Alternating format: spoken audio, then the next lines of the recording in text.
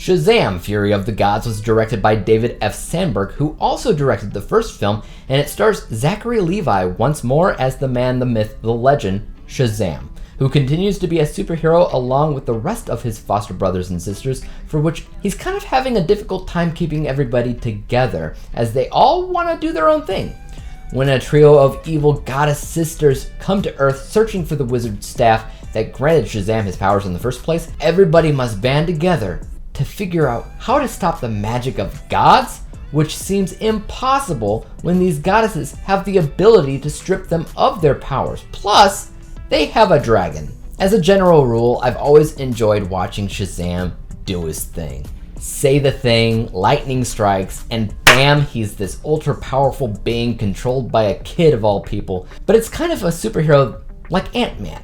You know, so a really goofy hero that doesn't always take things seriously, played by a comedic actor, and all around the cartoony nature of the film feels more in line with what we might have seen in the 90s or something, just with better effects. That's definitely something that I felt the first time that I saw Shazam, and I mean, I mostly feel the same about the sequel. Of the two movies, I probably would say that I prefer the first, as that does a better job being simplistic and just focusing on Billy Batson as the champion instead of all of these other characters. It was also more believable in the first film that these kids will someday grow up to be these heroes. Like a superhero version of that Tom Hanks movie Big. It's a lot harder to believe though in the sequel, because our kid actors have grown significantly since the last time we saw them, and a good handful of them are already adults. Billy Batson's like 17, 1 year away from being an adult, and the actor's 21. And he looks even less like Shazam than he did in the first movie. So I'm supposed to believe that at some point he's still going to turn into Zachary Levi? Or is this a superhero power that changes your entire appearance to hide your true identity? If so, how do you account for Mary's character, who doesn't change what she looks like, whether she's her normal self or hero self? Not only that, but something that's true for the first and especially for the sequel is the fact that the kids act more mature. They always have. The heroes act more cartoony and childish. And those are the two reasons why I've never been able to give casting or chemistry full points for a Shazam film. I just can't get on board with the idea that these kids are the same characters as these heroes. They act nothing like each other at all. But the rest of the movie is fine.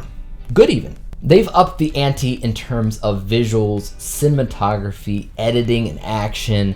I think that the inclusion of Helen Mirren and Lucy Liu as these goddesses was a nice touch.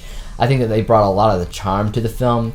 These goddesses had some extremely interesting and kind of unique abilities all on their own. One of them actually can warp perception or something in a very Doctor Strange-like way.